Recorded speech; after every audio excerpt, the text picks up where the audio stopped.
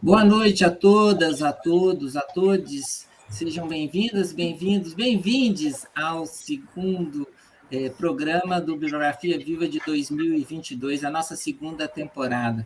Eu sou o Luciano Mendes, eu sou professor aqui na UFMG e sou um dos integrantes desse programa Bibliografia Viva. Sou um homem branco, estou com barba, uma barba grisalha, estou numa sala aqui que tem um fundo. Está um pouco escuro por falta de iluminação. Estou vestindo uma camisa azul, um óculos diário escuro. Estou uma careca já bastante pronunciada, como se diz aí. Então, é um prazer estar aqui nesse programa, compartilhando aqui a mesa com vários colegas do Brasil. Esse programa Bibliografia Viva é uma iniciativa do Grupo Gerais da Universidade Federal de Ouro Preto, do Portal de Livros Abertos e da equipe de audiovisual da Faculdade de Educação da UFMG e do Pensar Educação, Pensar o Brasil, em parceria com a Rede Comunica Educação, que é uma rede que reúne as principais instituições de pesquisa em educação de todo o Brasil. Então, muito boa noite, certamente será uma ótima noite para todos nós. Não é isso, Fabrício? É isso, Luciano. Mais uma vez, é um prazer estar aqui no programa de hoje, reunido para homenagear o professor José Winton.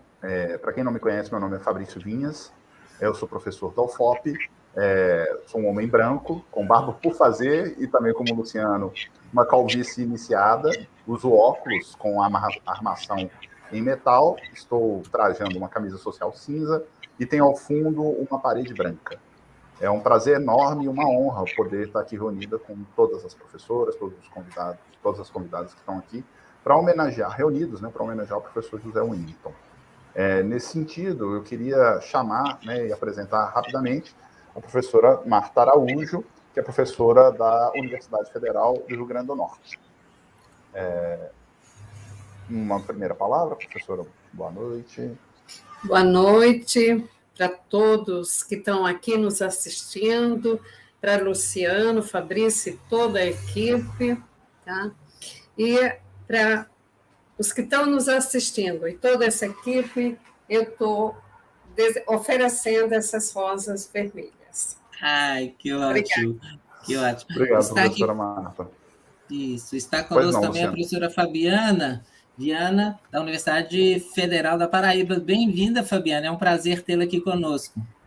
Prazer é meu, Luciano, Fabrício, agradeço muito pelo convite, é uma alegria estar aqui, dividindo esse espaço com as queridas colegas Marta e Vilma, que espero que seja uma ótima noite, agradável para todos que estão nos assistindo.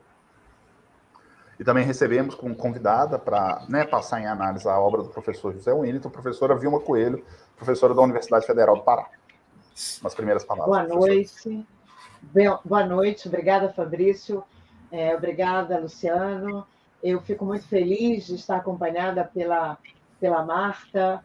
Marta, obrigada. Fabiana também pela companhia. E gostaria de saudar a todas as pessoas que nos assistem, que tiraram um pouco do seu tempo para ficar aqui conosco. Eu sou uma mulher negra, eu estou usando uma camisa vinho, eu estou com óculos vermelhos e, ao fundo, uma parede branca com um vasozinho muito pequeno que eu ganhei de a minha comadre Isabel. E essa flor, essa planta que está aqui, ela representa a nossa energia e que essa noite tenhamos uma boa noite. Obrigada. Ai, que ótimo, que ótimo. Fabiana, você estava querendo, enfim, a gente acabou também esquecendo de te chamar para a sua autodescrição, fique à vontade. Ok, Luciano, obrigada. Sou uma mulher negra de cabelos cacheados longos, estou usando uma blusa verde e também uso óculos de armação preta. No fundo, há uma janela que está encoberta pela cortina bege, mas um pouco transparente. Marta, a gente já disse aqui, né, que Obrigado, a professora gente Fabiana. planeja, a gente já disse aqui que a gente planeja tudo para mudar, né? Então, Marta, fique à vontade também para fazer a sua autodescrição. Pois é, eu sou uma mulher branca, de cabelos ruivos, eu estou com vestido vermelho e com flores vermelhas aqui ao meu lado, tá? Então, eu estou no meu ambiente de estudo, onde eu pesquiso, eu trabalho, eu reflito, eu leio, e aqui ao lado estão as estantes, e aqui atrás tem uma foto minha quando eu tinha 3 anos de idade. Obrigado, professora Marta. Quero agradecer a apresentação. Não tem problema essa alteração, né? O programa ao vivo tem dessas coisas. Eu gostaria de solicitar, então, Sabrina, que apresentasse, colocasse para rodar o primeiro vídeo de contextualização da produção do professor José Willington, tá? Fica à vontade, Sabrina.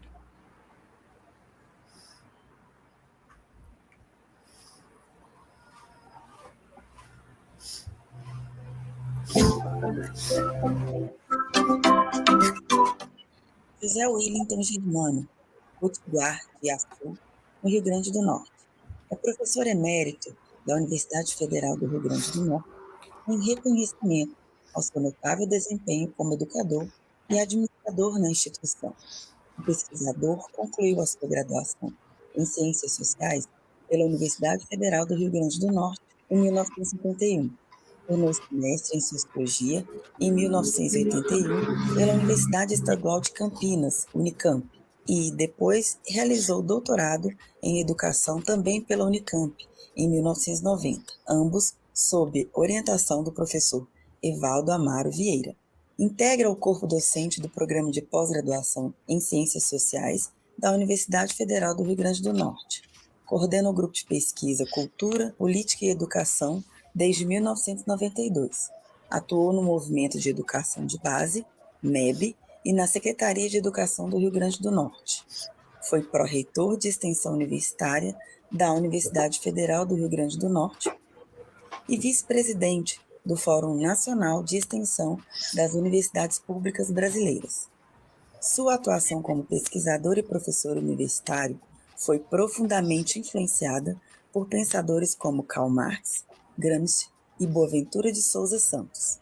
Estas referências o auxiliam a pensar o Estado, o sistema capitalista, a democracia e, atualmente, o processo de globalização. Como a realidade brasileira tem sido influenciada por estes elementos desde, pelo menos, o golpe civil-militar de 1964 e o papel das elites neste cenário. Por conta disso, coordena a pesquisa Memórias do Brasil, itinerários e singularidades da formação social, educativa e cultural, como forma de divulgação do pensamento social brasileiro, o que permite ações e denúncias sobre a realidade social brasileira.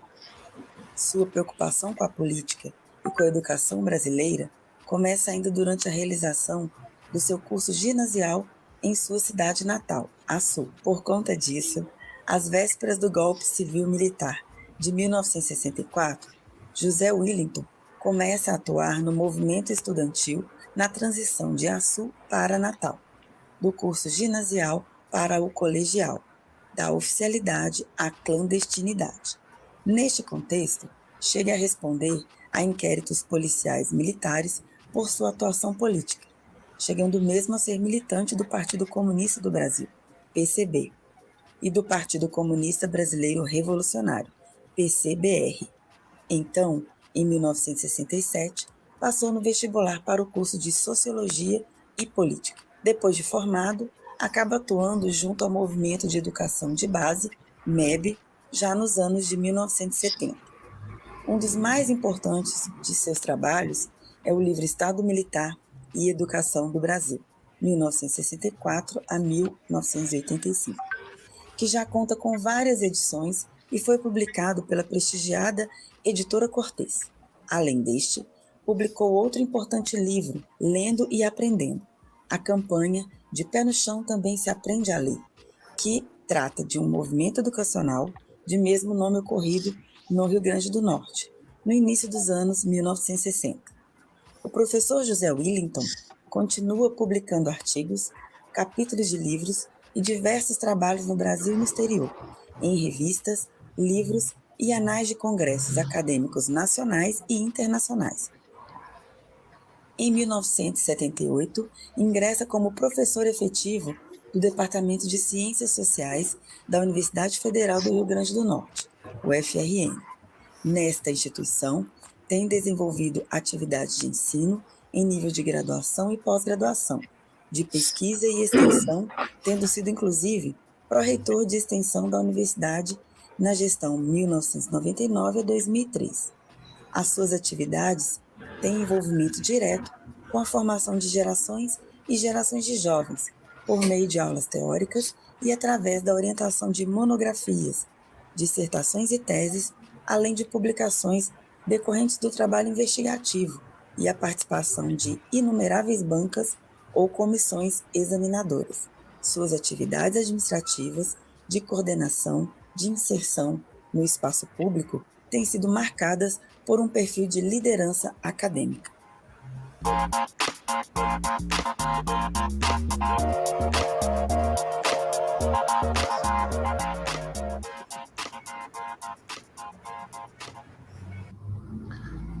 Perfeito, Sabrina, obrigado aí por passar o vídeo, né? Lembrando que Sabrina é um dos membros do grupo do Bibliografia Viva e nos assessora na parte técnica. Para começarmos a nossa conversa, eu vou fazer uma breve apresentação da professora Marta, depois nós apresentaremos em mais detalhes cada uma das nossas convidadas, e vou solicitar que vocês apresentem, né, um primeiro contato que vocês tiveram com a obra do professor José Willington. Lembrando que essa apresentação é baseada no currículo Lattes de vocês, né, embora direcionado para a realidade e a temática discutida aqui hoje. Se vocês quiserem acrescentar algo, podem ficar à vontade, tá certo? Professora Marta Maria de Araújo é professora titular da Universidade Federal do Rio Grande do Norte, UFRN, graduada em Pedagogia na mesma universidade, fez o mestrado em Planejamento na Universidade Federal do Rio Grande do Sul e fez o doutorado em Fundamentos da Educação e Didática pela USP em 1995. Realizou estudos pós-doutorais em História das Ideias Contemporâneas pelo, né, Instituto de Estudos Avançados da Universidade da USP, é líder do grupo de pesquisa em Educação de Mulheres no século XIX e XX e coordena o grupo de pesquisa Estudos Históricos Educacionais na Universidade Federal do Rio Grande do Norte, né, reconhecido pelo CNPq. Tá? Professora Marta, eu gostaria de pedir, né, que você fizesse uma apresentação, né, do primeiro contato com o professor José Willington ou com sua obra, né, com as contribuições dele. Fica à vontade. Tá bom, Fabrício, obrigada. Então, no âmbito desse caro programa Bibliografia Viva, que hoje homenageia o Willington, professor emérito da Universidade Federal do Rio Grande do Norte, então, o meu primeiro contato presencial com o Willington foi no começo dos anos 80, época em que eu fazia o curso de pedagogia, quando ele ministrou, em 1982, o seminário sobre Gramsci. E para os professores, professoras, mestrandos, mestrandas, do mestrado de educação. Então, o nosso programa só tinha o mestrado. E uma professora minha de planejamento educacional, Graças Rosas, ela divulgou esse seminário na sala de aula.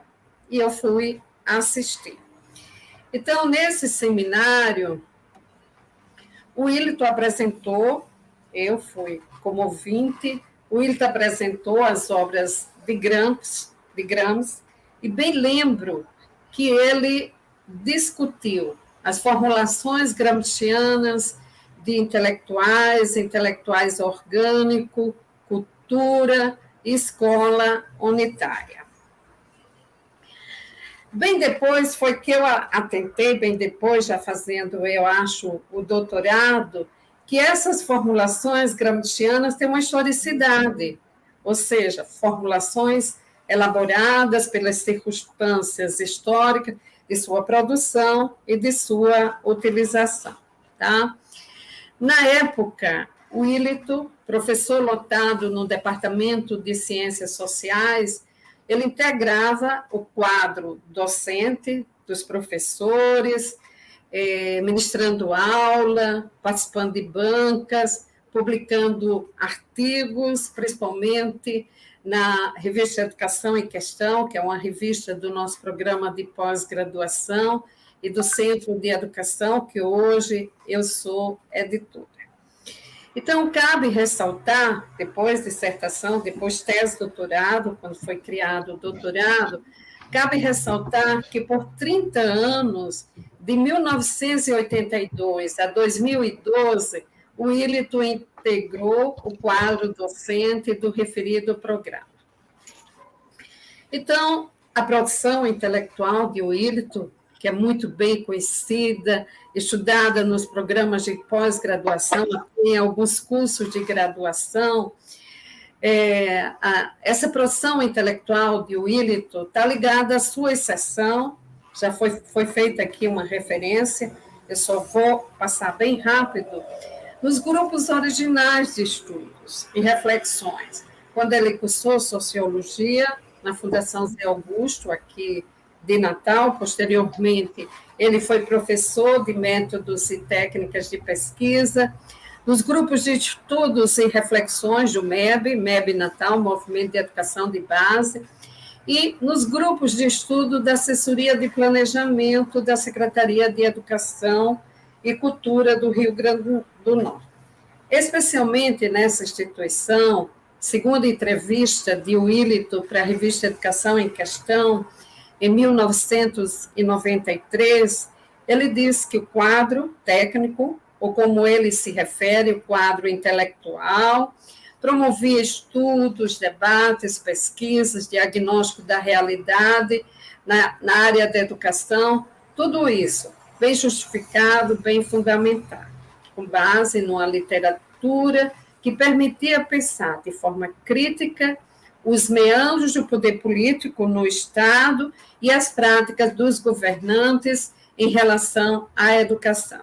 Assim sendo, a educação como objeto de estudo de Willito contempla principalmente a dimensão política, que ele investiga, analisa, teoriza, resultante das políticas públicas e dos discursos oficiais, seja de eficiência, eficácia, direito à educação, negação, direito, ensino pago, do plano nacional, estadual, municipal e internacional. E um dos desdobramentos das reflexões acumuladas de Willito é a sua dissertação de mestrado, que eu abordo na segunda rodada. Muito obrigada. Obrigado, Marta. Obrigado, Marta, que bom. Esses encontros, foram muitos os encontros dos anos 80, né? Depois a gente tem que falar a gente estava brincando aqui, talvez uma hora falar dos bastidores dos encontros dos anos 80, aquilo ali são impagáveis, né? A gente conversava aqui há alguns meses sobre, na live de homenagem à Janete, tem muitos encontros aí. Mas eu queria trazer aqui para a nossa conversa também, agora, a professora Fabiana Sena. A Fabiana é professora associada do Departamento de Metodologia da Educação da Universidade Federal da Paraíba. É professora do Programa de Pós-Graduação em Educação da mesma universidade. Ela é minha colega, pedagoga, mestra e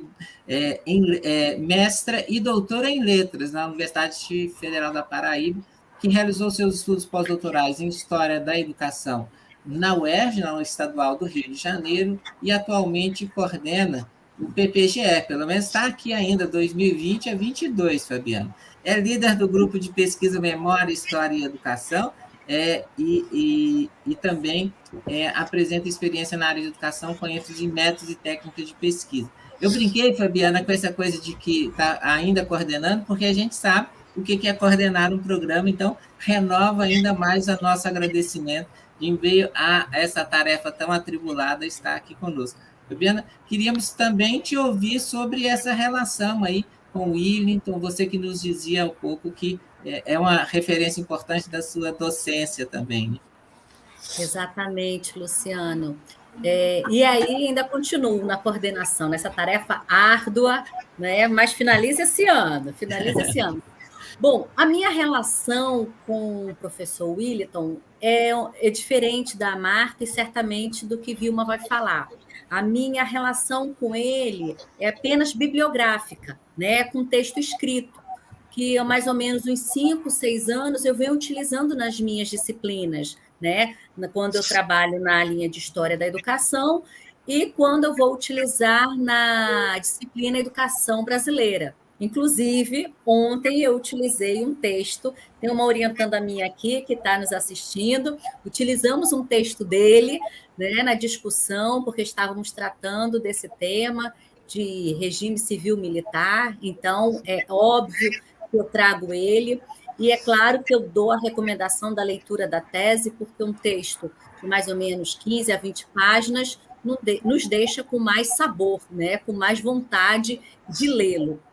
E aí, essa é a minha relação, que é bibliográfica, não tive o privilégio ainda, né, de conhecer o professor, e também eu tive a oportunidade, no EPEM, há 2 anos atrás, na Bahia, mesmo sendo virtual, de prestar uma homenagem a ele. Então, eu fiz resenha do livro, né, Estado Militar e Educação, 1964, 1985, então eu tive essa grande oportunidade e, para minha surpresa, ele aparece depois, né, para dizer o quanto ele gostou de ouvir eu falar sobre a leitura, né, eu como leitora a respeito do livro dele.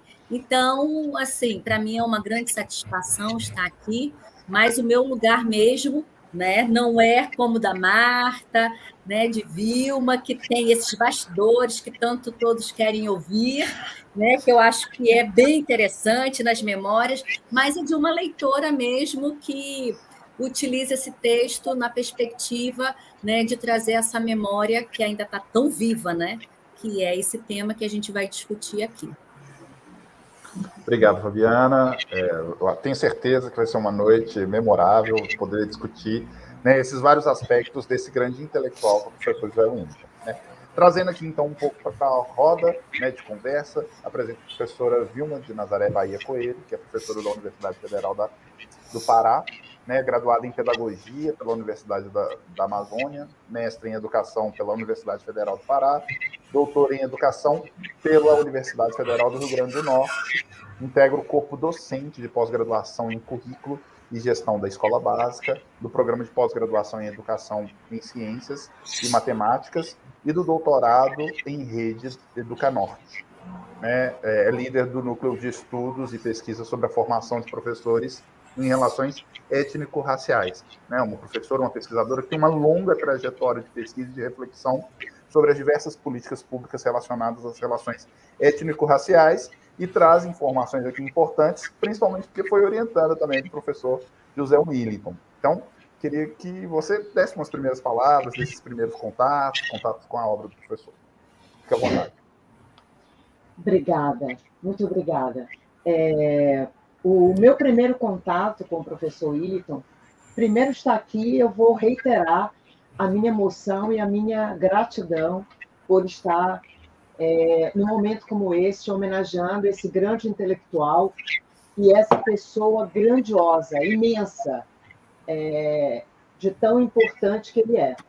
O meu primeiro contato com o professor Williton foi durante o mestrado.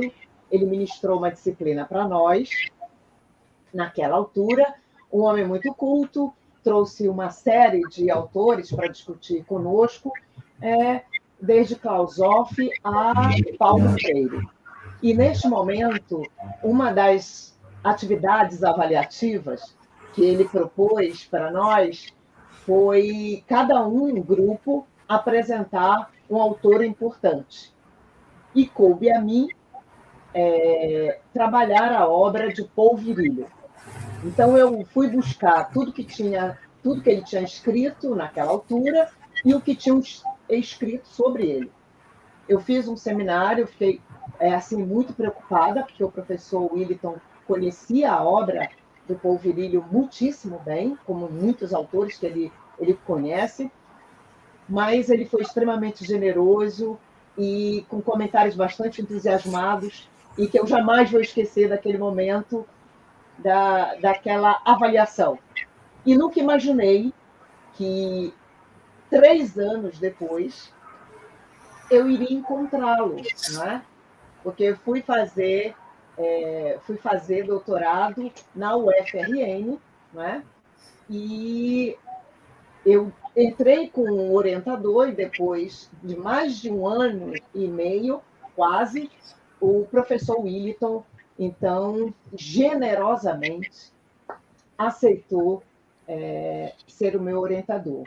Então, por essa generosidade, eu gostaria de pedir licença para ele próprio, para reproduzir um sentimento que ele já publicou, que ele disse, e que ele expressa em relação ao seu ex-orientador de mestrado e doutorado, que é o professor Evaldo Vieira, conforme passou aqui também no vídeo, quando ele diz para o professor Evaldo que o débito que ele tem para com aquele seu ex-orientador é um débito inesgotável. Eu gostaria de dizer aqui, professor Williton, se eu estiver me ouvindo, ou se for ouvir depois esse programa, o meu sentimento em relação ao senhor é o mesmo sentimento. É um sentimento de débito inesgotável.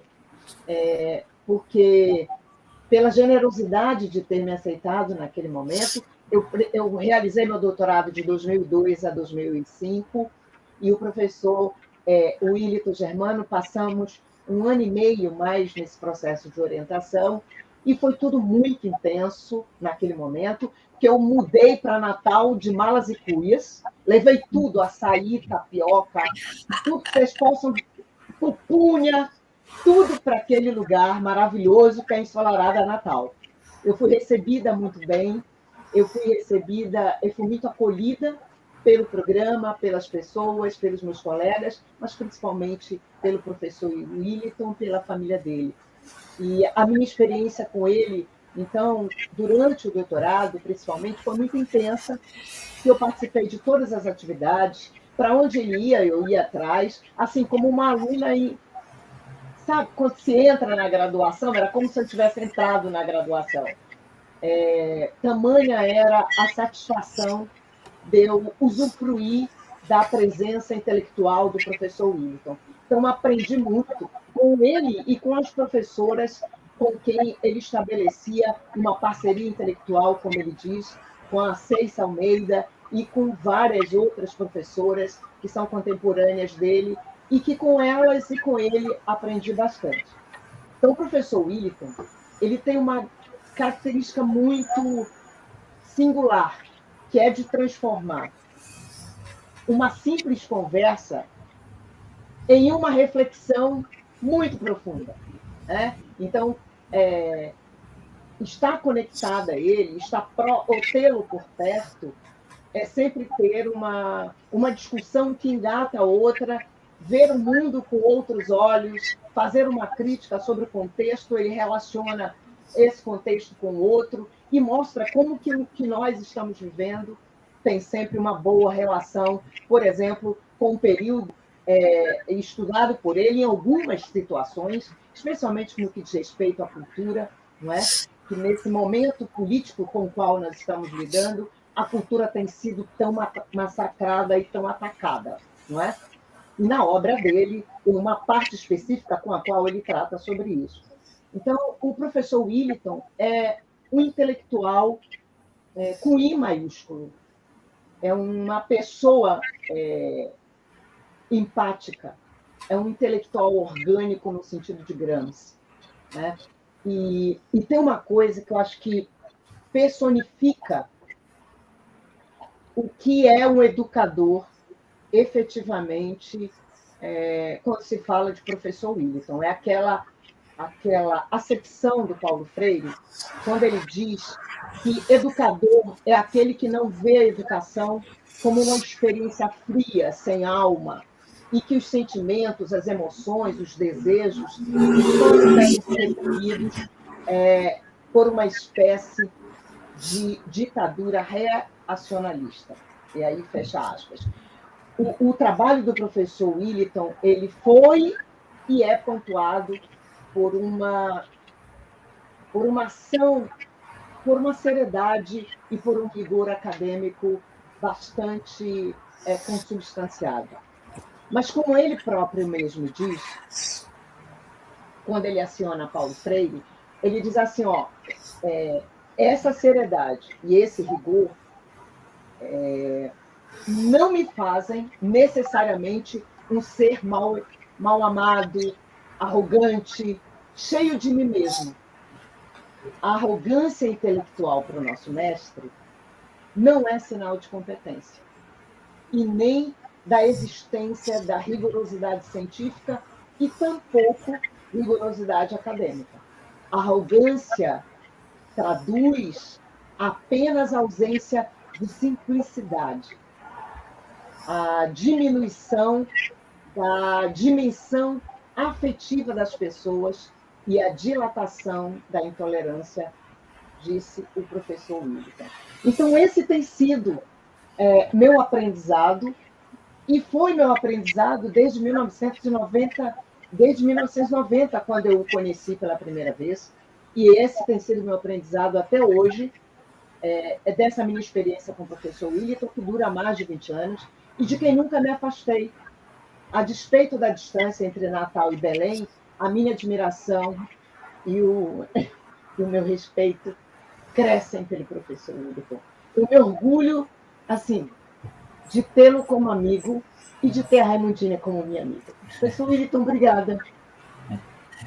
Muito obrigada. Obrigado, professora Vilma. Palavras tocantes, assim, ó. Acho que isso demonstra os vínculos, né? Lindo.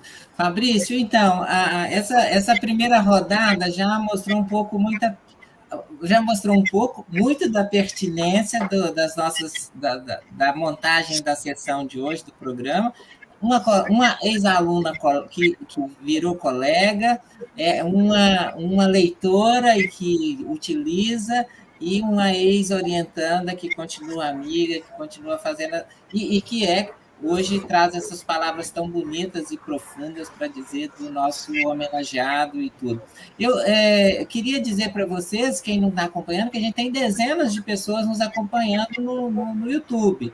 Né? Foi citada aqui já a Ceissa Almeida, está acompanhando desde a primeira hora, Simone Cabral, a Carla D'Angelo, Josineide, Sandra Zani, Lúcia Costa, Adriele, Berenice Marques, Lúcia Mônica. Então, aí, Maria Socorro, Vani Fernandes, João Vitor Neves. Então, tem um grupo grande, depois a gente volta aqui. Queria muito agradecer esses colegas que estão nos acompanhando aqui nessa noite de homenagem ao professor Willington. Então, Marta, você disse na sua apresentação inicial de você conheceu como aluna da pedagogia lá nos anos 80, depois virou colega de trabalho e tudo. Agora, a gente falava aqui da obra mais conhecida do Willington no Brasil, que é aquela sobre a ditadura, o Estado Militar e Educação, mas ele tem um outro trabalho que é muito importante, que retoma um momento muito crucial da vida brasileira, da educação no Brasil, que é, digamos, sintetizado na campanha de Pés no Chão, se aprende a ler. Queria que você falasse um pouco da importância desse trabalho para a gente entender não só a obra dele, mas a contribuição efetiva para o entendimento da história desse período, não apenas a história da educação, né, mas um espectro mais amplo, inclusive, da sociedade brasileira. Pois é, Willington, eu tenho muito carinho por essa obra de Willington por várias razões, tá? Uma das razões é que eu sou professora de educação brasileira, eu adoto no curso de educação brasileira, tá? Uma orientanda minha de doutorado, que defendeu uma tese de doutorado sobre, né, a cidadania no governo de Djalma Maranhão, então é um livro bastante citado. E quando eu estava fazendo o meu mestrado lá no programa de pós-graduação do Rio Grande do Sul, e a obra que foi me dada em uma das disciplinas que eu fiz foi um seminário sobre esse livro de Willito Germano, tá? E eu vou passar, né, fazer uma discussão. Também eu queria dizer que, além de colega, amiga, companheiro de Willito, dos movimentos políticos na universidade e fora da universidade, eu também integrei um grupo de pesquisa que ele coordenava, Educação e Sociedade, e por todo o respeito que eu tenho a ele, Vilma, como esse intelectual orgânico, eu convidei para a minha banca de tese de doutorado, tá? Diga quem foi assistir à defesa? Evaldo. Evaldo. Claro, Evaldo foi assistir porque o Willito, ele queria ouvir o Willito, que era um intelectual que ele respeitava muito, o que ele me disse. Então, vamos lá.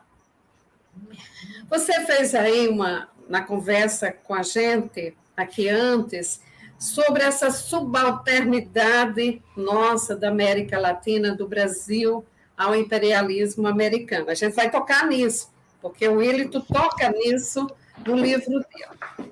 Bom, então, um dos desdobramentos das reflexões, pesquisas acumuladas por Willito foi a produção de sua tese, de sua dissertação de mestrado, lendo no programa de pós-graduação da Unicamp, né, que foi orientado pelo professor Evaldo. E o título, Lendo e Aprendendo, a campanha de pé no chão, se aprende a ler, campanha essa, a época do governo de Djalma Maranhão, na prefeitura de Natal, um governo socialista ou comunista, como a gente pode até dizer. Então, a dissertação dele depois se transformou num livro que foi publicado pela editora Autores Associados, essa é a primeira edição, e já está na quarta edição, que foi publicada nesse ano 2022. Eu queria dizer, Willito, que eu guardei tão bem guardado o livro que você me presenteou que eu não encontrei. Bom, então, como o Willito contextualiza nesse livro a campanha de pé no chão, também se aprende a ler aquela campanha com a implantação das escolas galpões ou as escolas de acampamentos com cobertura de palha, tá? Que começou pelo bairro dos Pescadores, né? Um bairro dos Pescadores de Natal, perto da praia Santos Reis, e depois se estendeu para os bairros periféricos de Natal, tá? Então, a campanha de pé no chão, tá? Essa campanha de pé no chão também se aprende a ler. Junto com a campanha de pé no chão também teve a campanha... a campanha também se aprende uma profissão para jovens e adultos, né? Então, é parte dos movimentos e campanhas organizadas, principalmente na região Nordeste, nos anos 60 e 61. Aí vem Movimento de Cultura Popular do Recife, 60, Centros de Cultura Popular criados pela União dos Estudantes, Movimento de Educação de Base, o MEB, vinculado à Conferência Nacional dos Bispos do Brasil, a campanha de educação popular da Paraíba, tá? As aulas radiofônicas na emissora rural, é uma emissora da igreja em Natal, Caicó, eu sou de Caicó e Mossoró, e nesses movimentos, nessas campanhas, podemos incluir a experiência das 40 horas de Angicos, tá? Então, essa experiência, bem conhecida, né? Então, a sua primeira aula foi proferida pelo Paulo Freire para 299 alunos, 143 mulheres e 156 homens. Então, a experiência 40 horas de Angicos ela se eleva como a experiência clássica do chamado método Paulo Freire, coordenado pelo próprio Paulo Freire e auxiliado pela sua filha Madalena Freire, que também foi para Angicos, aqui no sertão quente do Rio Grande do Norte. E os monitores eram os alunos da universidade na época. Agora, segundo, isso é importante, a gente vai chegar lá nessa, né? Segundo o Willito, em Lei de Aprendendo, o Nordeste era alvo de preocupação do imperialismo norte-americano, tá? Onde eles temiam que aqui fosse repetida a Revolução Cubana. A partir de 61, Luciano, começam as intervenções americanas aqui no Brasil e no Nordeste do Brasil. Então, o Willito, lá no livro, diz que a partir de 61, os americanos, temendo que se repetisse a Revolução Cubana aqui, militares norte-americanos entraram no Brasil disfarçados de religiosos, corpos de paz, comerciantes, voluntários da paz e outros, dirigindo-se, na sua maioria, para o Nordeste. Em 1963, havia o Itamaraty havia concedido quase 5.000 vistos para os americanos. E, junto com eles, veio também a Aliança para o Progresso, lembrando, né, essas intervenções americanas, principalmente no Nordeste do Brasil, né? Bom, então, bem rápido, porque tem lá a teoria, educação e política. Então, na reflexão da campanha de Pé no Chão, o Willito, na parte introdutória, ele traz algumas noções, diga-se, noções para interpelar as práticas políticas, econômicas desse período de 61 a 64, que são as noções de forças emergentes, aqui as forças emergentes que apoiaram Djalma Maranhão, a noção de classes populares, urbanas e rurais, poder político emergente, bloco no poder, classe dominante.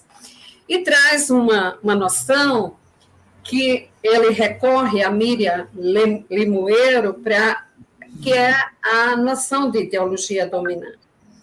E, recorrendo a Miriam Limoeiro, então ele faz a seguinte observação, que a ideologia desenvolvimentista do governo Juscelino Kubitschek eliminava qualquer vínculo entre exploração e subdesenvolvimento, dentre outras noções, tá? Então, no capítulo sobre as bases conceituais da campanha de Pé no Chão, que essa campanha em Natal já fazia parte da campanha de erradicação do analfabetismo em Natal. Então, para interpelar os dados estatísticos do analfabetismo, 36.000 crianças analfabetas e 25.000 jovens e adultos analfabetos, né? Então, o Willito explicita algumas formulações ideológicas, formulações do Djalma Maranhão, principalmente sobre a dependência do capital econômico brasileiro ao capital monopolizador, capital norte-americano, que era necessário uma ruptura indispensável. E, para isso, tinha que se abolir o analfabetismo e levar a efeito uma campanha nacional de industrialização nacional e uma campanha pela reforma agrária. Agora, Marta, a gente podia deixar para completar essa análise aí numa nova rodada, porque aí a gente retoma essa discussão, porque foi isso que eu pensei. Isso, o período que vem em seguida também é super importante, que se liga a isso que você está dizendo, né, Fabrício? Que eu acho que é uma questão super importante da gente demarcar também essa passagem que haverá aí, né? Sim. Fabrício, você está sem som, Fabrício. Desculpa, gente. É muita emoção. Eu estou acompanhando os comentários no chat, são comentários belíssimos, então queria, né, deixar um convite, se as pessoas tiverem alguma dúvida, algum comentário, podem deixar no chat. Nós vamos transmitir as convidadas e, na medida do possível, nós vamos fazer as leituras aqui ao longo da nossa apresentação, tá? Eu queria, né, um pouco, para avançar em termos históricos, né, tentar compreender um pouco as leituras possíveis, né, tentando compreender, né, apresentar aqui a contribuição da tese, eminentemente, do professor José Willington, para a compreensão daquele período durante a ditadura, né? Então, por isso eu queria trazer aqui, né, uma pergunta mais direcionada para a professora Fabiana, né? Qual a contribuição para a compreensão daquele período em termos educacionais que o professor José Willington traz na sua tese? Fica à vontade, tá? Tá. Para mim, né? Estou falando aqui no lugar de leitora, ele faz da tese dele, eu compreendo, de uma forma bem analítica e didática, né? Então, o Willington, ele reconstitui, né, para nós, leitores, a história mostrando como a ditadura militar esteve aliada com as determinações do capitalismo, de modo a privar as necessidades da classe trabalhadora, a favor de um crescimento econômico, acarretando a exclusão social dessa classe. Então, ele analisou como o Estado militar atendeu aos interesses dos capitalistas, atuando concomitantemente no âmbito da escolarização para desenvolver uma mão de obra qualificada necessária à indústria emergente. Ele vai nos meandros, sabe, dessa relação de como ele conta detalhadamente a história, né?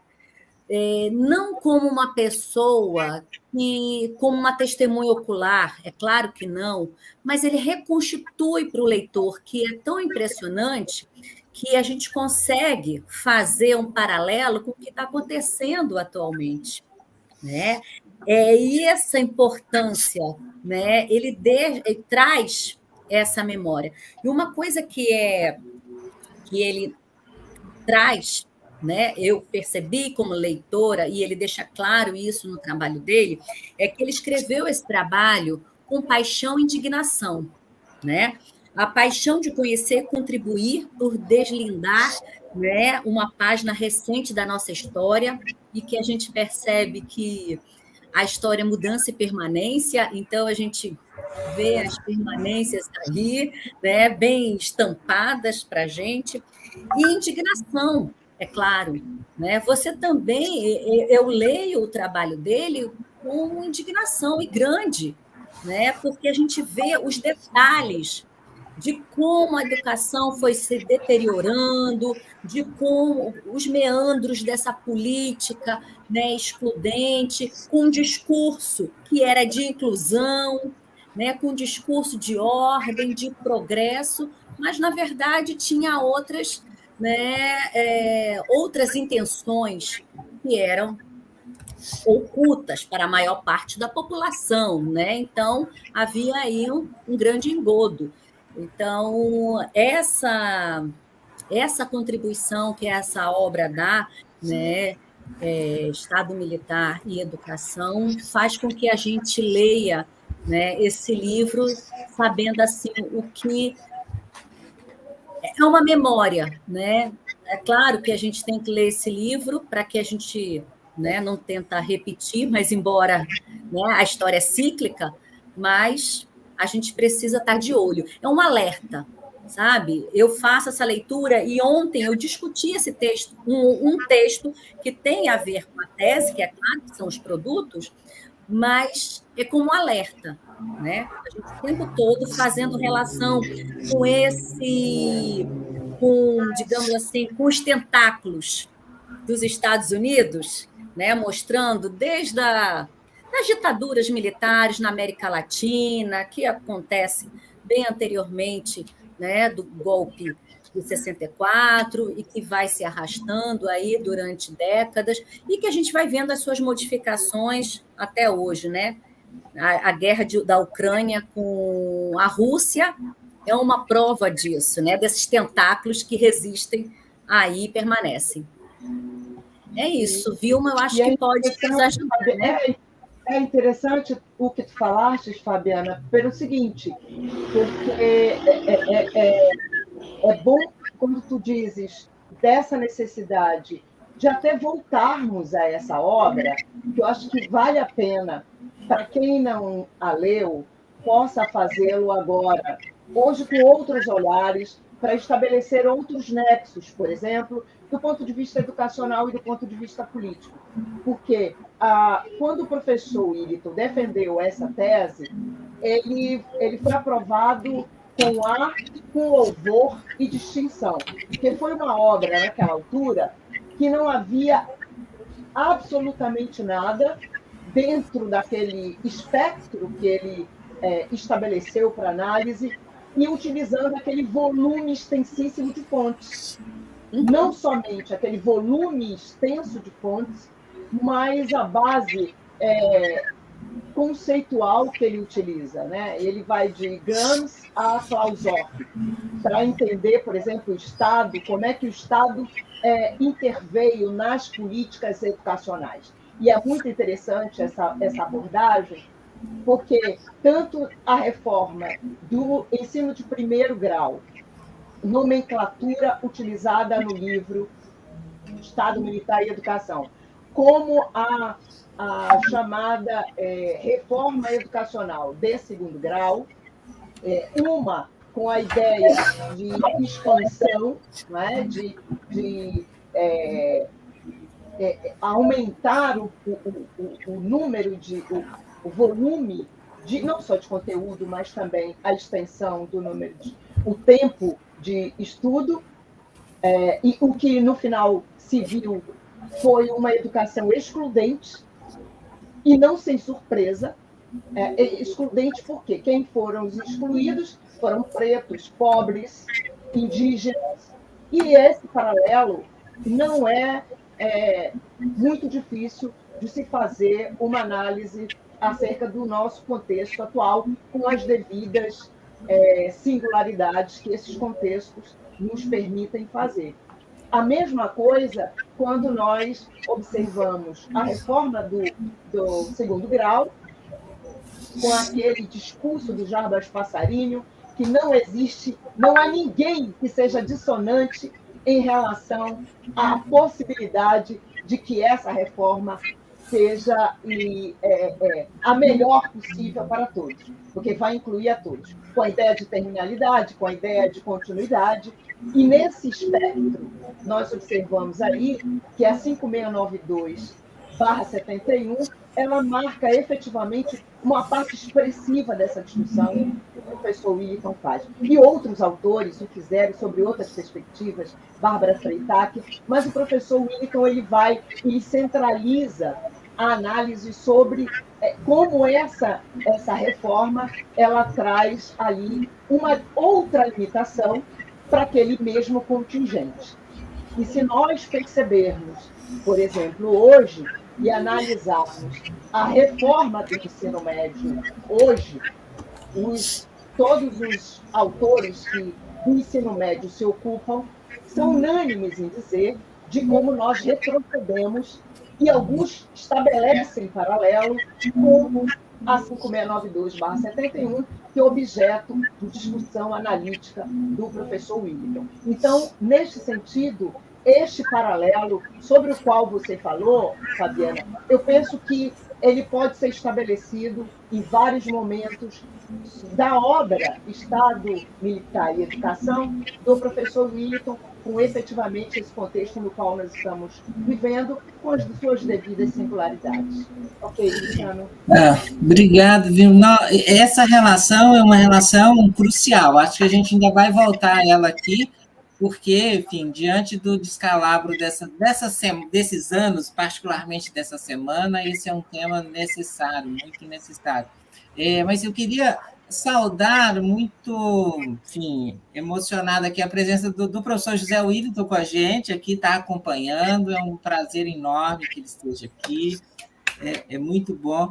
Você acabou de falar aí da reforma 5692, o professor Luiz Antônio Cunha está nos acompanhando, Cláudia Alves, a a Olívia Neta, né, Medeiros Neto, falando da inspiração que é, o João Emanuel Evangelista, Maria Goretti, muita gente nos acompanhando aqui e mandando muitas energias boas e mensagens assim muito emocionantes para nós que estamos aqui, para mim, pelo menos, acho que para os colegas também, todos.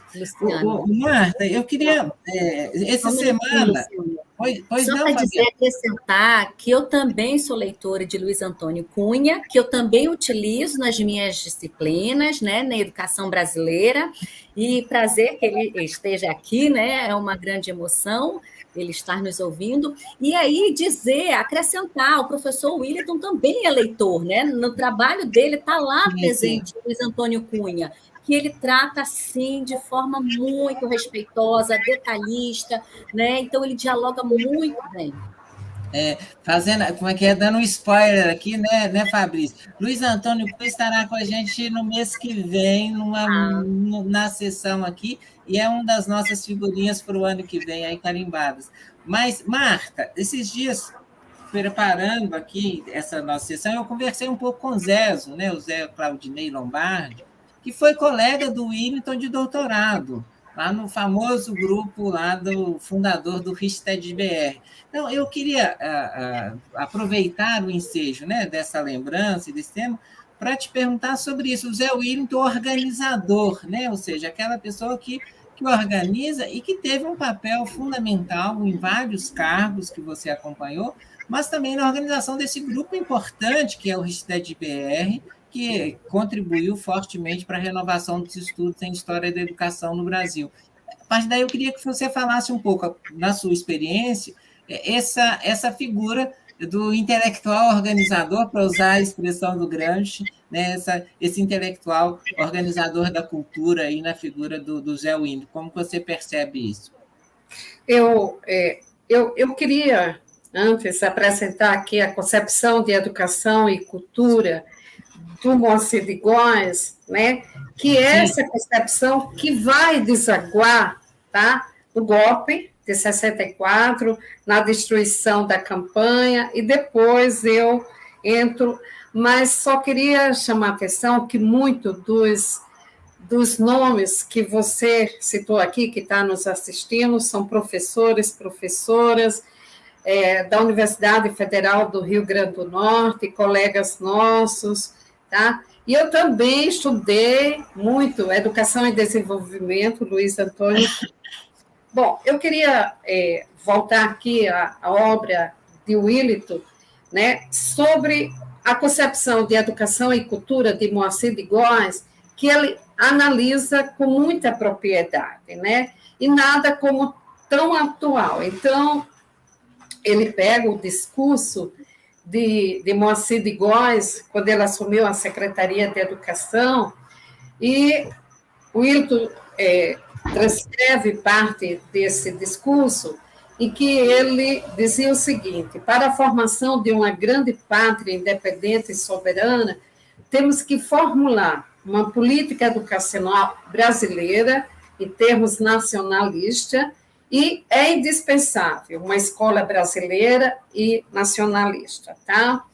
Então, veja o que é que Moacir de Góes diz aqui, lá em 1960, né?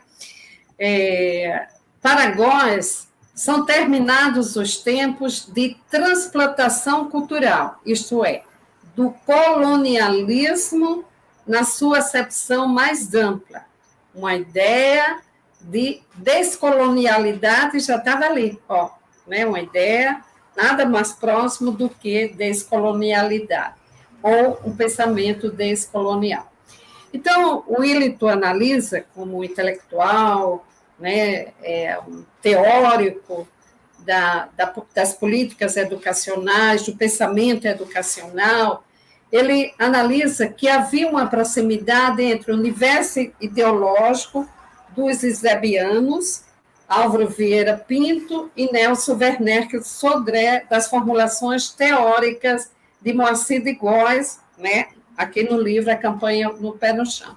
Primeiro, no tocante à alienação, que um alinhamento do povo brasileiro as grandes questões da nacionalidade, tá? Que era um povo não ouvido, marginal, não consultado e não participante. E no tocante à transplantação cultural, né? Que ele dizia que somente a cultura libertará o homem, que era o verdadeiro... para uma grande revolução que se propunha, tá? Então, segundo Willington, nas bases teóricas da campanha de Pé no Chão, tanto a educação quanto a cultura popular tinham fins idênticos, a libertação popular e a democratização da sociedade. Luciano, quando estava fazendo doutorado na USP, né, que você também fez, então eu assisti à defesa de Willington, da tese de Willington na Unicamp, né? E Evaldo, lá no final, suas palavras, dizia que Willington, ele aprendeu muito com Willington, talvez mais do que o Willington com ele, tá? E quando ele retornou do doutorado, então ele criou um grupo de pesquisa que estava ligado ao CDBR nacionalmente, lá da Unicamp, tá? Mas as nossas leituras nesse grupo eram mais abertas, que era um grupo que tinha, assim, um perfil marxista, tá? E as leituras, as reflexões, os seminários que o Willington promovia, né, que a gente promovia no grupo, eram mais abertos. Era Gramsci, era Legoff, tá? Era Klaus Hoff, era Paulo Freire, tá? E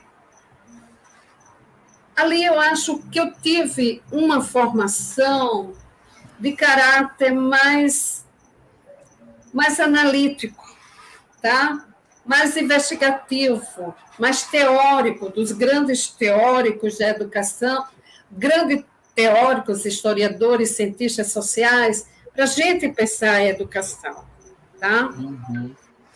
Então, depois, a gente se afastou do grupo do CDBR nacionalmente, porque o nosso espectro de leituras, de estudos, de reflexões, ia para além das obras marxistas, né? Obras de grandes historiadores. Então, com o Willington, naquele grupo tinha os orientandos dele, né, orientandos e orientandos das ciências sociais e da educação, eu digo a vocês e diga ao Willington, ali eu aprendi a ser pesquisadora e aprendi a pesquisar tendo uma base teórico-metodológica. Isso foi, eu acho, o mais caro para mim naquele grupo. É o entendimento que pesquisa é método, e método tem que ter a sua fundamentação teórica, tem que ter as obras bibliográficas, mas tem que ter uma fundamentação teórica. E aqui veja que ele analisa, tá? O pensamento teórico de Moacir de Góes, ele vai aos Eusebianos, e assim a gente fazia, tá? Da empiria para a teoria, da teoria para a empiria. Aí depois a gente se afastou do grupo, porque o nosso espectro de leitura, de estudos, e além do grupo. Eu acho que o grupo hoje, esse espectro está mais ampliado. Inclusive, eu encontrei com você em Campinas, em um dos seminários, não foi? O Zé Paulo Neto, se eu não me engano. Pronto. Depois vem os... Isso. Fabrício, então, essa conversa está muito boa, né? Assim, eu acho que é uma aula de história da educação, mas também de metodologia, e é enfim, muitos afetos, né? Assim, eu acho que essa coisa fundamental que nos constitui também como pesquisadores, né, Fabrício? É bom estar aqui nessa noite. Luciana, eu acho né, fundamental esse encontro de gerações que aqui estão presentes, né, evidenciam que a vida universitária, que a vida acadêmica, mesmo de um intelectual de ponta, uma liderança organizativa, né, que ultrapasse muito as fronteiras da universidade, né, organiza de maneira cooperativa, de autores, busca caminhos autônomos de organização, teve um papel importante na extensão da UFRN, a gente nem pôde mencionar, mas são multifacetas de intelectuais e pessoas que estão organizando e liderando, têm esse perfil de liderança. Prova disso é alguns desses comentários que nós estamos trazendo aí do chat. Eu vou mencionar alguns rapidamente, que eu acho que são importantes para evidenciar que essa multiplicidade, né, presente na trajetória marca afetos, marca relacionamentos que ultrapassam muito a universidade, que se estendem no tempo, né? José Luiz Vieira de Almeida escreve assim: fico feliz que na sua trajetória o professor Willington tenha citado o nosso mestre, professor Evaldo Vieira. Elvira Mafaldo, desculpa.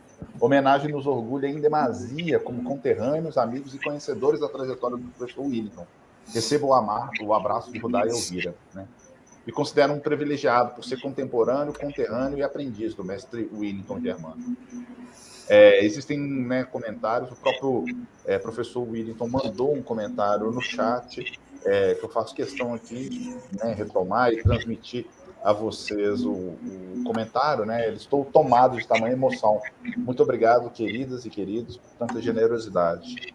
Vou mencionar mais alguns aqui e depois talvez seja o momento da gente encaminhar a nossa reflexão para o final da homenagem, né? Como vocês sabem, passa o tempo voando, principalmente quando a gente está falando aqui de uma pessoa que tem a sua trajetória marcada por essas conexões profundas com as pessoas, né? Maria Goretti, né?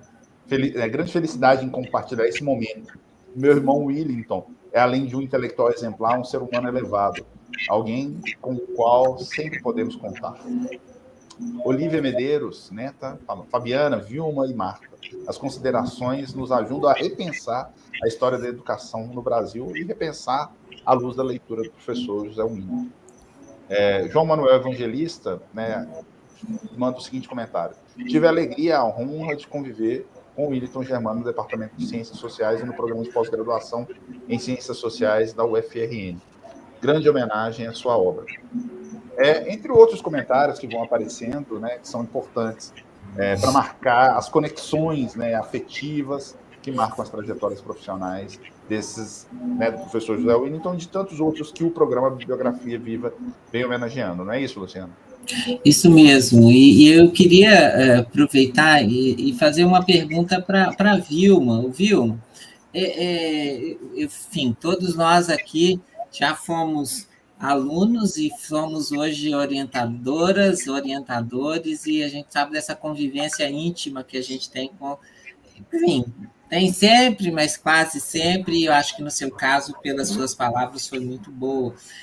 E a gente sabe que nessa convivência vão se, digamos assim, sintetizando aqueles elementos teóricos, metodológicos, que sustenta, digamos assim, um arcabouço teórico de um pesquisador, de uma pesquisadora. Eu queria que vocês nos dissessem, assim, uma ou duas categorias ou modos de pensar que para você mais caracterizam aí, no seu entendimento, essa obra do Zé Willington e a contribuição dele para pensar a história da educação brasileira e o próprio pensamento social brasileiro, né? Perfeito. Luciano, no meu entendimento, pela relação que eu tive com o professor Willington e aquilo que marca, porque, veja, o professor Willington ele tem como premissa a não monocultura da mente. Isso significa que ele amplia, ele tem um espectro de análise sobre a realidade social que se utiliza de autores que vão fazer críticas, por exemplo, então ele foi de Karl Marx até chegar, por exemplo, e ele fala trabalha com o Ítalo Calvino, por exemplo. Não é à toa que ele é chamado o Ítalo Calvino do Potiguar, como diz a Seixas. Então, a base, a reflexão teórica, por isso não monocultura da mente, né? Então, eu penso que o fato dele fazer uma crítica à política educacional e se utilizando de uma reflexão, principalmente de Klausoff, nessa obra, e depois ele relaciona o entendimento sobre o Estado com a reflexão do Boaventura Santos, isso me ajudou bastante na inflexão subsequente ao trabalho de tese e ao que hoje eu tenho me utilizado, e isso me favoreceu como pesquisadora e como professora. Eu gostaria de salientar, pegando o que o Fabrício falou, sobre como uma obra e como um intelectual do porte do professor Willington mobiliza a formação de gerações. Não é isso, Fabrício? Quando você falou na formação de gerações, você, Luciano, lá no início, você deu essa deixa. E eu penso que isso é muito relevante falar aqui, porque o professor Willington, ao fazer essa crítica à política educacional durante o regime ditatorial, ele estabelece um posicionamento sobre como, porque eu trabalho com formação de professores, e aí essa é a relação, tá, Luciano, naquilo que você falou. Então, como é que eu trago isso para o dimensionamento sobre a temática com a qual eu trabalho? Então, esse posicionamento ele estabelece, então, um posicionamento sobre como o professor e a professora podem ser, ou seja, que professor seria necessário para a educação, para que essa educação seja efetivamente democrática e comprometida com a consolidação dos direitos humanos, com a pluralidade, com a democracia. Então, é uma relação que ela é teórica, mas ela tem um posicionamento político. Então, não é uma teoria desprovida dessa relação dentro do contexto e daquele tempo efetivo em que se fala. Então, trabalhar essa posição, no meu entendimento, o professor Willington assume nessa obra, o Estado Militar, não é apenas uma posição de interpretação sobre um período. Ela é uma profissão de fé sobre a educação que deve ser implementada e que tem desdobramento na formação do principal agente da educação básica, por exemplo, que é o professor e a professora. Isso pode ser refletido, por exemplo, e aí eu volto para o Fabrício, no conjunto de profissionais, Fabrício, que o professor Willington formou direta, que são os seus alunos, os seus orientandos e orientandas, e indiretamente os orientandos dos seus orientandos e das suas orientandas, né? E assim sucessivamente, de modo a se perceber, me perdoem a palavra, com licença da palavra, uma linhagem que tem como origem a reflexão do professor Willington Germano. Então, tratar dessa linhagem é mostrar o impacto central da obra dele, que concretiza na atuação acadêmico-profissional daqueles que tiveram o privilégio de ter tido seu percurso afetado pela expertise do professor Willington. Então, por exemplo, das 16 pessoas que realizaram tese de doutorado com o professor Willington entre 2005, que eu concluí meu doutorado em 2005, a 2016, essas pessoas, dessas 16, 12 atuam no ensino superior, 3 dessas pessoas na educação básica e são aqui 15, e uma delas está nesses 2 espaços. Além disso, essas pessoas elas partiram para experiências de gestão em todos os níveis, tanto no Estado quanto no interior das suas próprias instituições. Então, são pró-reitores, já foram pró-reitores, já foram diretores nas suas instituições, coordenadores de cursos. Portanto, são gerações que são afetadas por essa estrutura política, teórico-conceitual, e por essa posição política, principalmente, no que tange à reflexão sobre educação. Então, são 235 artigos e 116 livros produzidos por essa geração que ele indiretamente formou. São 489 pessoas orientadas pelo professor Willington, da iniciação científica, da graduação, mestrado e doutorado. Portanto, entre aspas, essa linhagem, esse desdobramento que encaminham diálogos, tecendo articulações com múltiplas dimensões, viu, Luciano? São diversas, não são só na educação.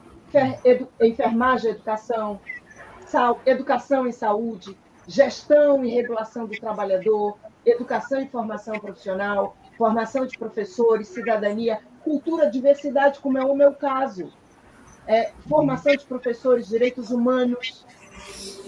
Além desses processos formativos, eu já estou me encaminhando para o finalmente.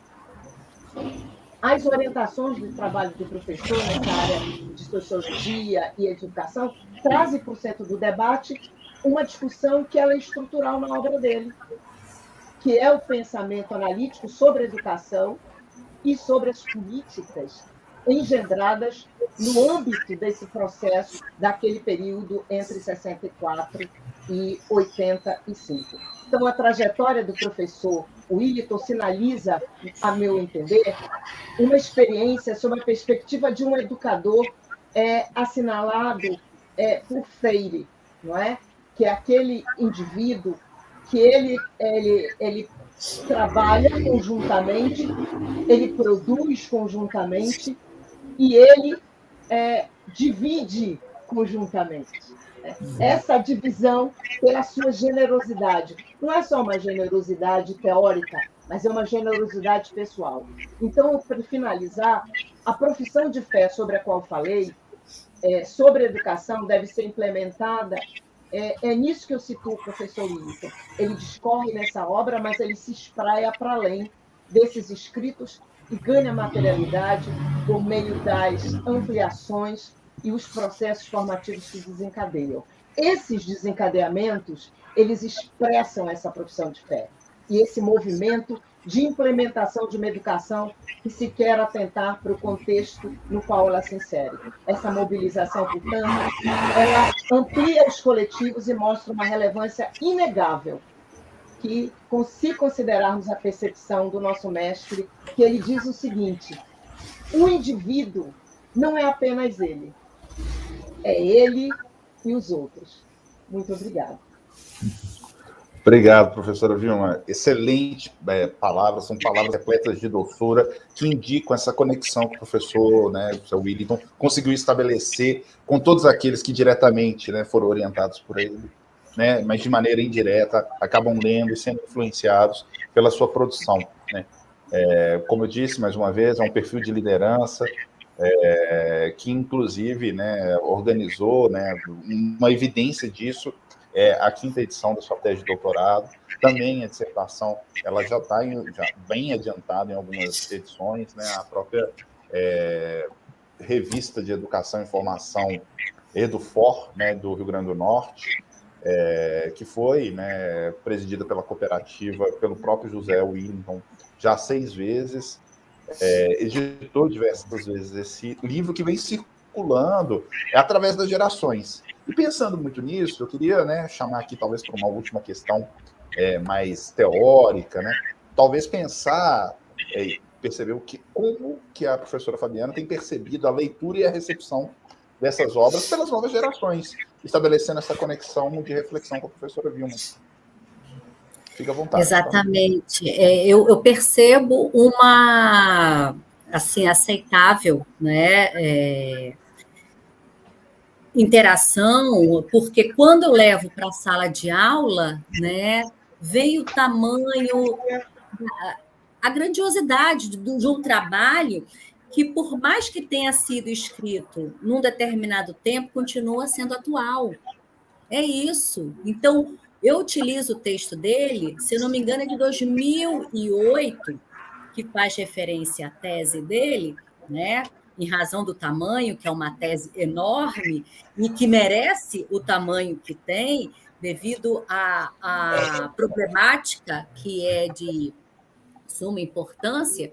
Então, veja que o que fascina, né, a mim, sobretudo, e levo para os meus alunos, né, no mestrado e doutorado, e a leitura constante, isso eu percebi ontem, né, uma leitura ávida, querendo saber mais, participar, discutir, porque tem tudo a ver com a nossa atualidade.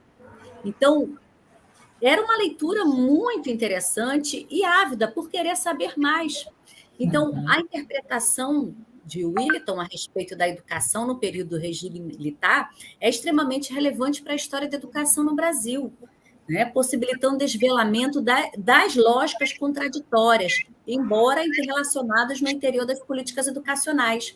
Então, não interessa apenas a história da educação, porque quando você dá a educação brasileira, são diversas linhas, né? E todo mundo interessado em querer saber como é que ocorreram, né, determinados fatos. E ele ali apresenta, inclusive na tese. É claro que nas minhas aulas eu faço a indicação da leitura da tese. Olha, o capítulo tal vai aprofundar isso, o capítulo, né, 2 vai aprofundar aquilo, o 4 vai falar um pouco mais da privatização do ensino.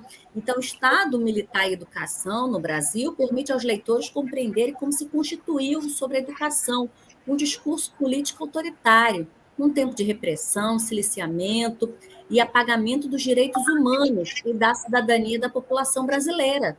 É o que a gente está vivenciando, né? Com outra roupagem, com outro discurso, mas continua permanente. E é importante a gente fazer essa visita e revisita essa obra.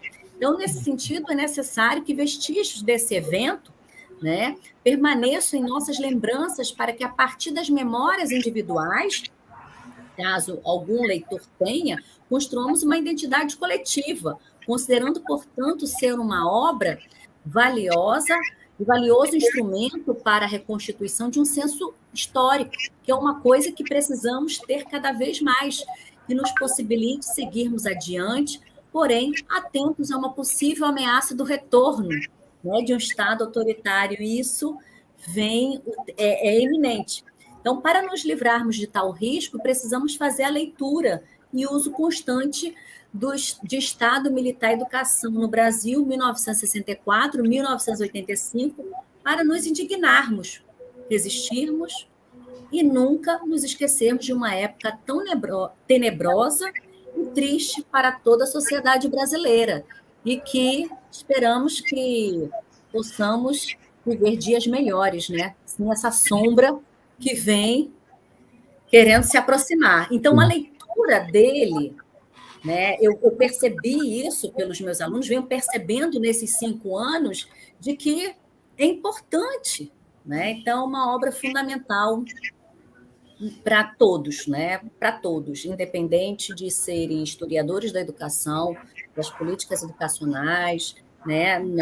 Pensar que no meu programa, nas linhas, então é uma obra de referência. Inclusive, eu que não me canso de reler, né? Então, a cada ano eu volto, revisito essa obra, os textos dele, para poder me constituir cada vez mais como, digamos assim, tomar posse, né, de um discurso que ele vai desconstruindo, ele nos ajuda a compreender para poder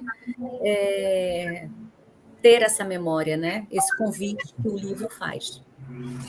Obrigado, Fabiana. Não, muito bom. O tempo passa rápido demais, né? Antes de passar a palavra à Marta, para as palavras finais dela, né?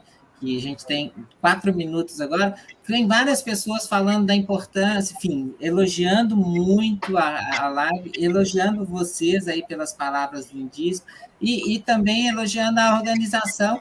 Eu queria ressaltar justamente no que foi falado aqui, ao longo da noite, a importância das nossas instituições públicas, né? Ou seja, só é possível realizar esse tipo de investimento com as nossas instituições públicas, o audiovisual da faculdade, de educação, os bolsistas, os colegas, enfim, essa parceria com a UFOP, aí com o Gerais, o Fabrício, o Marcos e todo mundo, o grupo, o Pensar Educação aqui. Então, essa integração de instituições públicas que permite a gente trabalhar, são os técnicos, né? O Luiz que está nos suportando aqui, é o funcionário da universidade, participa ativamente da nossa equipe, é o criador dessa linda logo que a gente tem no programa e de toda a nossa comunicação visual. Então, Luiz, super agradecimento aos colegas da Educalibras, a Regiane, a Sara, que já foi. Então, isso que torna possível fazer essas atividades aqui.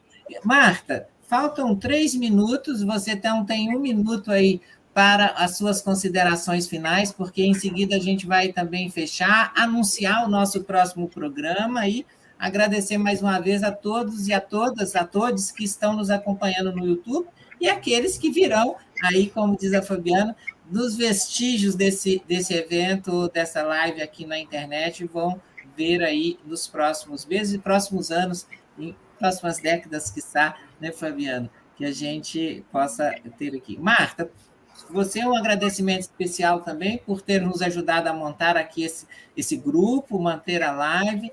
Então, as suas considerações finais também.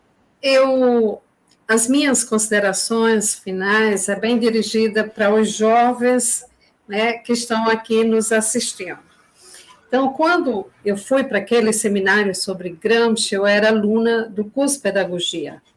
E eu não conhecia Gramsci. Então, o meu conhecimento dessa obra foi lá com o Willito.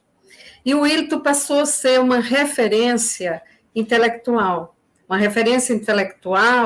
de trocas, de confiança, de orientações e até de conselhos, tá?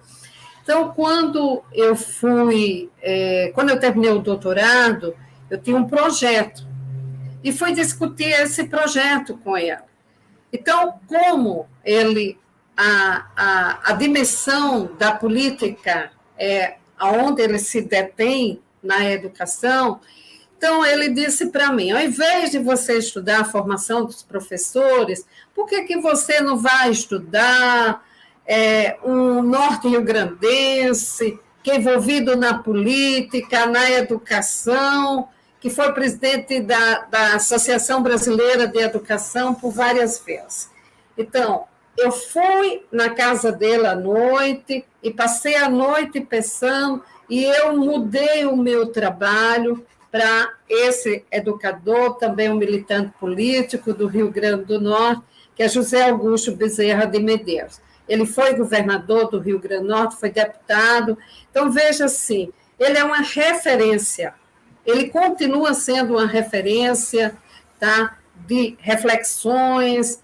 Então, ele foi para a minha banca e hoje ele já participa de bancas de orientando os meus. Então, Willito, a minha gratidão por tudo, as nossas trocas, por tudo que eu aprendi com você, com suas reflexões, com as leituras, com os nossos seminários. E que a gente prossiga sempre assim e nas nossas lutas políticas também. Muito obrigada, Luciana.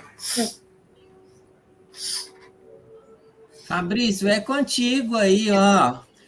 O Fabrício está tão ali emocionado com essas palavras, quando tudo funcionou bem, né? Ele estava perfeito. Por favor, Fabrício, faça aí as honras nossas todas e feche aí com chave de ouro essa nossa linda noite. Tá, então, gente, finalizando, quero agradecer a toda a equipe do Bibliografia Viva. Aqui estão presentes o Luiz Henrique, a Sabrina, que estão na parte técnica, a Sara e a Regiane, que estão na interpretação das Libras. Quero agradecer o aceite do convite das nossas convidadas para essa noite magistral de homenagem ao professor José Winington. Quero agradecer a participação e a presença dos colegas, em especial da professora da UFOP, Juliana Ramdan, e da Marileide Cassoli. Quero agradecer a presença, a contribuição de vocês no chat, e anunciar que o nosso próximo programa será no final de junho, não é isso, Luciano? Que terá como homenageado o Luiz Antônio, desculpa. O próximo é o professor Cury, que terá a presença de Luiz Antônio Cunha como um dos comentadores.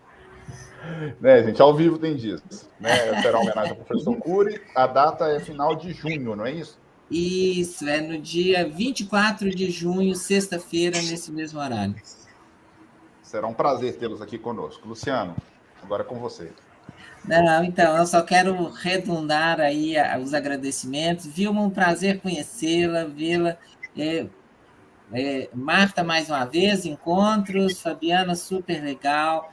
Regiane, muito obrigado aí. Todo mundo, Sabrina, enfim, somos só agradecimentos e alegria de podermos aprender tanto nessa noite, fechar a semana, sextar com vocês aqui foi ótimo. Espero que a gente se encontre aí em outros ambientes, em outros momentos. Muito obrigado e tenhamos uma ótima noite, um ótimo feriado e ditadura nunca mais, né? E que a gente consiga reverter todo esse quadro e pintar de maiores esperanças esse país a partir de 1º de janeiro. Que assim seja. Um abraço. Muito obrigada, gente. Um abraço grande. Marta, obrigada. Fabiana. Fabiana, até Natal. Dia Natal para a gente comemorar esse momento. E Júlia. Com certeza, vamos sim.